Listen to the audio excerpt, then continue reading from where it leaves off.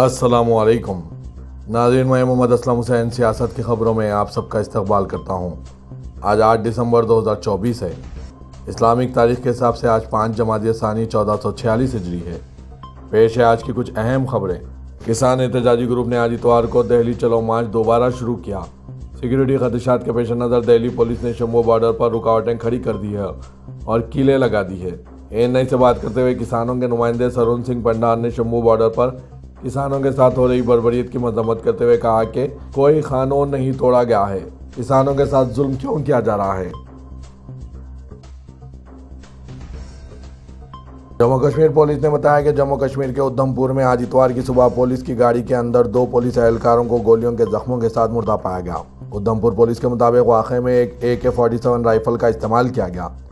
ANI से बात करते हुए SSP उधमपुर अशोक नागपुरे ने कहा है कि एहलकार सूपुर से तलवारा ट्रेनिंग सेंटर जा रहे थे। ये वाक़ा सुबह 6:30 बजे पेश आया। आम आदमी पार्टी ने आज इतवार को मरकजी वज़ीर दाखिला अमित शाह को निशाना बनाते हुए कहा कि जब तक वो ओहदे पर हैं दिल्ली में हर रोज़ कत्ल होते रहेंगे।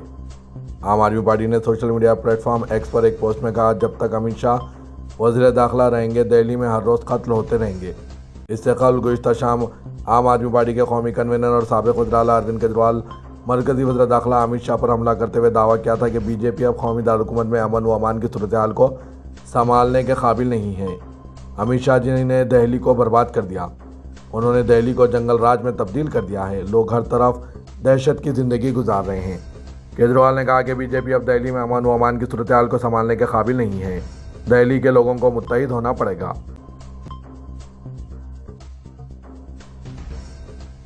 मुल्क में मसाजिद के खिलाफ जारी शरंगेज़ मुहिम के तहत जौनपुर की तारीखी अताउल्लाह मस्जिद को भी अब मुतनाज़ा बनाने की कोशिश शुरू हो गई है। इसके तहत ज़िला अदालत में अर्जी दाखिल करके यह दावा किया गया है कि अताउल्लाह मस्जिद की जगह पर इटला देवी का मंदिर था। ज़िला अदालत ने यह पिटीशन समाअत के लिए कबूल कर ली है, जिस पर मस्जिद इंतज़ामिया ने ज़िला अदालत में दाखिल की गई इस पिटीशन की मुखालिफत की है। साथ ही इलाहाबाद हाई कोर्ट में भी पिटीशन दाखिल कर दी है कि इस पिटीशन पर गौर न किया जाए। वाज़ के रवा साल स्वराज वाहनी एसोसिएशन नामी तंजीम ने जौनपुर डिस्ट्रिक्ट कोर्ट में मुकदमा दायर करते हुए दावा किया था कि मस्जिद की जगह पहले एक मंदिर था। ताहम मस्जिद वक्फ इंतज़ामिया की तरफ से दायर दरख्वास्त में कहा गया है कि मदई को मुकदमा दायर करने का कोई हक़ नहीं है। ये मुतनाज़ा जायदाद नहीं बल्कि हमेशा मस्जिद के तौर पर इस्तेमाल होती आई है और कभी किसी दूसरे मज़हब के कब्ज़े में नहीं रही। इसलिए ज़िला अदालत को भी इस मामले में सोच समझ कर काम लेना चाहिए।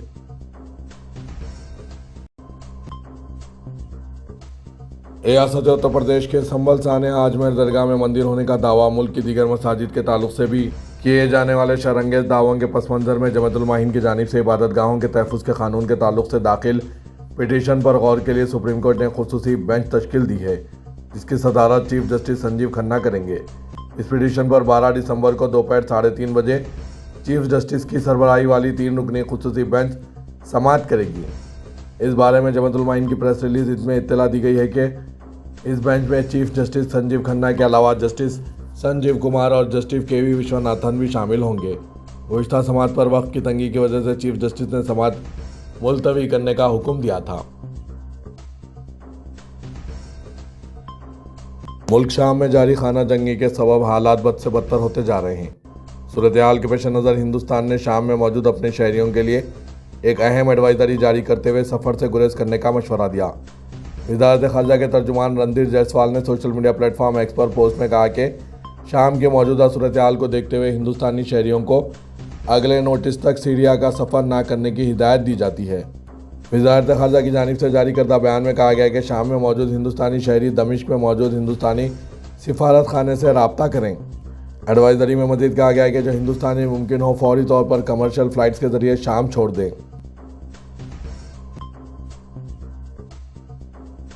मसीही मेंबरान पार्लियामेंट ने Catholic bishop conference of India के इजलास में मसीही बरादरी पर जोर दिया कि वो वक्फ के मामले में वाज़ेह मौक़िफ़ इख्तियार करते हुए मुसलमानों के साथ खड़े हों, क्योंकि वक्फ तरमीम बिल आइन में दर्ज अक़लियती हुकूक़ को मुतासिर करता है। एक खबर रसा एजेंसी के मुताबिक Catholic bishop conference of India का इजलास कौमी दारकूमत दिल्ली में मुनक़्क़िद हुआ, जिसमें मसीही बरादरी से ताल्लुक़ रखने वाले तकरीबन 20 मेंबरान पार्लियामेंट ने शिरकत की।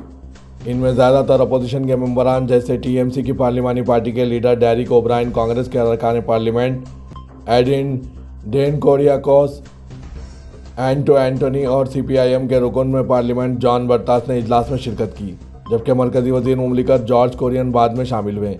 दिहाइयों में इस नवियत की मुनक्किद पहली मीटिंग के सीबीसीआईडी के सदर आज बुशब एंड्रूज इसकी सदारत की। इजलास के एजेंडे में मसीह बरादरी और इसके हुकूक की हिमायत और तहफ़्फ़ुज़ में ईसाई अरकान पार्लियामेंट का किरदार, अक़लियतों बिलखुसूस ईसाइयों के खिलाफ बढ़ते हुए हमलों और धमकियों और ईसाई इदारों को निशाना बनाने के लिए FCRA का गलत इस्तेमाल शामिल था।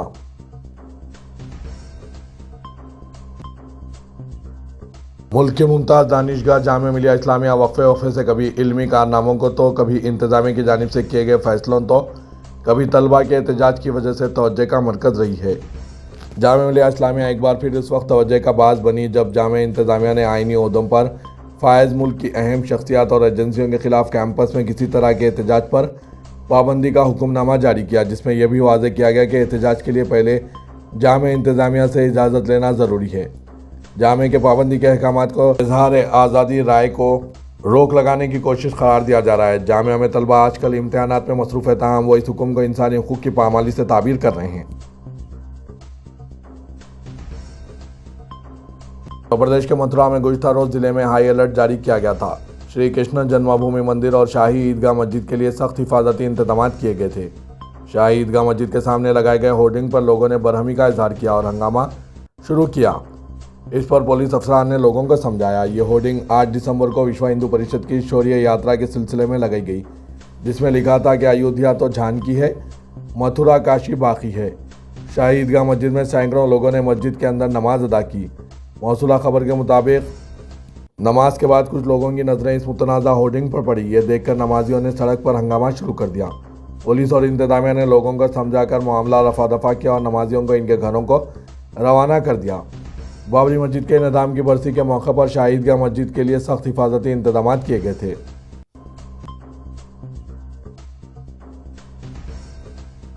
हज़ारों मुखालिफतों के बावजूद बहरे सूरत मूसा नदी प्रोजेक्ट तामीर किया जाएगा। हैदराबाद और सिकंदराबाद की तरह फोर्थ व फ्यूचर सिटी को 50,000 एकड़ अराजी पर कायम करके लाखों बेरोजगारों की रोजगार फराहम किया जाएगा। तेलंगाना भर में 8,500 IKP सेंटर कायम करके किसानों से धान खरीद कर नंबर 1 मुकाम हासिल किया। इन ख्यालात का इजहार तेलंगाना के वज़ीर रेवंत रेड्डी ने रियासत में कांग्रेस हुकूमत की तश्कील के जश्न तकरीब को SLBC नलगुंडे में वाक़ Mahatma Gandhi medical college building और मुख्तलिफ तरक्याती कामों के संग बुनियाद व इफ्तिताह के बाद अवामी जलसे को मुखातिब करते हुए किया। उन्होंने कहा कि अपोजिशन लीडर रोल अदा करने के लिए कायदीन को अवाम के दरमियान आना चाहिए। इंतखाबात में जीत और हार होती है। गुज़श्ता 10 साल कांग्रेस पार्टी कायदीन अवाम के दरमियान रहते हुए अवामी मसाइल को उजागर करते हुए कामयाबी हासिल की। तेलंगाना में अवामी हुक्मरानी के 1 साल की तकमील के जश्न के सिलसिले में प्रजा पालना प्रजा विजय उत्सव के तहत 7 ता 9 दिसंबर सेक्रेटरीट, टैंकमेंट और नेकलेस रोड पर मुख्तलिफ प्रोग्राम्स का इनेकाद अमल में लाया जा रहा है। 8 दिसंबर को HMDA ग्राउंड IMX पर शाम 7 ता 8:30 बजे शब म्यूजिकल कंसर्ट रहा, जिसमें मसरूफ गुलकार वंदे मातरम, श्रीनिवास, राहुल सिपलीगंज और सुमन के संगीत ने प्रोग्राम्स में हिस्सा लिया। इस मौके पर अवाम के लिए रिवायती अंदाज के खाने, हैंडलूम्स स्टॉल्स को क़ायम किया गया था। NTR मार्ग के करीब आतिशबाजी का मुजाहरा, टैंकमेंट पर ड्रोन शो और इंडियन एयरफोर्स के एयर शो तेलंगाना अवाम के लिए पेश किए गए। आज 8 दिसंबर के दिन एयर शो, कचेरी, cultural programs, food stalls, handcraft, greater Hyderabad municipal corporation हुदूद में लाइटिंग प्रोग्राम्स होंगे। इन तकारीब के तहत 9 दिसंबर के दिन तेलंगाना तल्ली के मुजस्मे की नकाबकशाई तकरीब शाम 5 बजे मुनक्किद होगी। तेलंगाना के वज़ीर ट्रांसपोर्ट व BC वेलफेयर पूनम प्रभाकर ने कहा कि कांग्रेस हुकूमत अवामी तौक़ात के मुताबिक काम कर रही है। अपोजिशन जमातें BRS और BJP एक दूसरे से खुफिया साजबाज करते हुए हुकूमत के खिलाफ साजिश कर रही है, तरक्याती कामों में रुकावट पैदा कर रही है, फलाही स्कीमात से अवाम को महरूम करने की कोशिश कर रही है। कांग्रेस हुकूमत के 1 साल की तकमील पर चार मीनार के दामन में मुनक्किदा जश्न प्रोग्राम से खिताब करते हुए उन्होंने इन ख्यालात का इजहार किया। इस मौके पर कांग्रेस के रुकन राज्यसभा अनिल कुमार यादव, रुकन कानून साज कौंसल जनाब आमिर अली खां, रुकन assembly T Nagender, library committee के सदर नशीन मोहम्मद रियाज, कांग्रेस असेंबली हल्का चार मीनार के इंचार्ज मुजीबुल्लाह शरीफ एडवोकेट और दूसरे कांग्रेस कायदीन ने शिरकत की। पूनम प्रभाकर ने कहा कि बीआरएस के 10 साल दौरे हुकूमत में तेलंगाना को पूरी तरह नज़रअंदाज किया गया, तमाम शोबे बहरान का शिकार हो गए।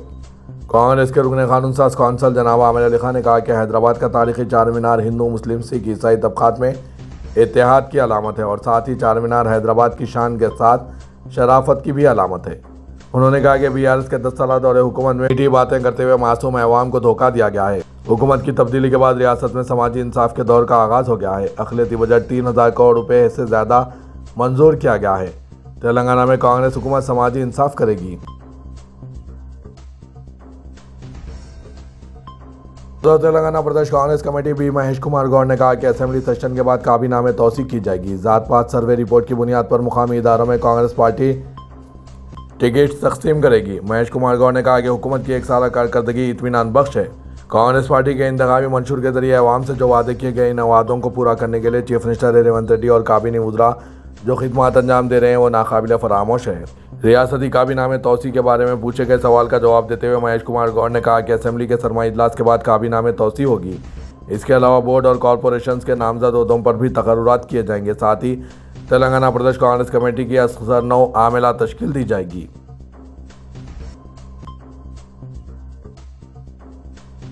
Deputy chief minister Telangana Mallu Bhatti Vikramarka ने कहा है कि रियासती हुकूमत ने 5 साल के अंदर ख्वातीन को 1 लाख करोड़ के खर्च फराहम करने का निशाना मुकर्रर किया है। उन्होंने कहा कि रियासत के ख्वातीन को माशी तौर पर आगे ले जाने के इक़दाम के तहत हर साल 20,000 करोड़ रुपए के बिलासूदी खर्च फराहम किए जा रहे हैं। उन्होंने कहा कि 1 करोड़ ख्वातीन को करोड़पति बनाना हुकूमत का अहम मकसद है। उन्होंने आज बेगमपेट के बैठक भवन में Telangana chamber of commerce and industries के ज़रिए तमाम नुमाइश का वज़ीर बहबूद बराए ख्वातीन व इत्फाल सितक्का के साथ मिलकर इफ्तिताह किया। बाद मुनक़िदा तकरीब से खिताब करते हुए नायब वज़ीर आला ने कहा कि छोटे और मुतवस्सित सनतों की हौसला अफजाई के इक़दाम किए जा रहे हैं। ख़ास तौर पर ख्वातीन सनतकारों की हुकूमत खुसूसी हौसला अफजाई कर रही है। महबूबनगर जिले में हफ्ते की दोपहर ज़लज़ले के खफीफ झटके महसूस किए गए। यहाँ मौसूला इत्तलात के मुताबिक महबूबनगर जिले के कुंटला मंडल के दासरापल्ली के मुख्तलिफ इलाकों में हफ्ते की दोपहर 12:15 पर ज़लज़ले के हल्के झटके महसूस किए गए, जिसके साथ ही मुकामी अवाम खौफ के आलम में मकानात से बाहर निकल आए। नेशनल सेंटर फॉर सेस्मोलॉजी के अहदेदारों ने ज़लज़ले की तौसीक़ करते हुए बताया कि रिक्टर स्केल पर इसकी शिद्दत 3 रिकॉर्ड की गई। 3 दिन कबल रियासत के मुख्तलिफ अजला में भी इसी तरह के झटके महसूस किए गए थे, जिसकी शिद्दत 5.3 थी। दिनों तेलंगाना के वज़ीर रेवंत रेड्डी की जानिब से अहदेदारों को गोशामहल स्टेडियम में 32 एकड़ अराजी पर उस्मानिया जनरल अस्पताल के लिए नई इमारत तामीर करने की हिदायत दी गई थी, जिसका मकसद लोगों की तिब्बी और सेहत की ज़रूरियात को पूरा करना था। ताहम गोशामहल के बीजेपी रुकने असेंबली मलून राजा सिंह ने हुकूमत पर जोर दिया कि वो स्टेडियम में अस्पताल की तामीर करने का मनसूबा तर्क कर दें और मौजूदा जगह पर ही दवाखाना बरकरार रखें। उन्होंने कहा कि मौजूदा दवाखाने में काफ़ी जगह दस्तियाब है जहाँ नई इमारत तामीर की जा सकती है। राजा सिंह ने एक वीडियो पैगाम में कहा कि उस्मानिया दवाखाने की नई इमारतें अस्पताल के अहाते में दस्तियाब जगह पर तामीर की जानी चाहिए, क्योंकि ये मरकज़ी मुकाम पर वाक़ है। उन्होंने कहा कि अगर गोशामहल स्टेडियम में अस्पताल बनाया गया तो पुराने शहर और दीगर इलाकों के लोगों के लिए नाक़िस राब्ते की वजह से पहुंचना मुश्किल हो जाएगा। राज सिंह ने कहा कि बेहतर होगा कि अस्पताल की नई इमारत मौजूदा दवाखाने के अहाते में तामीर की जाए।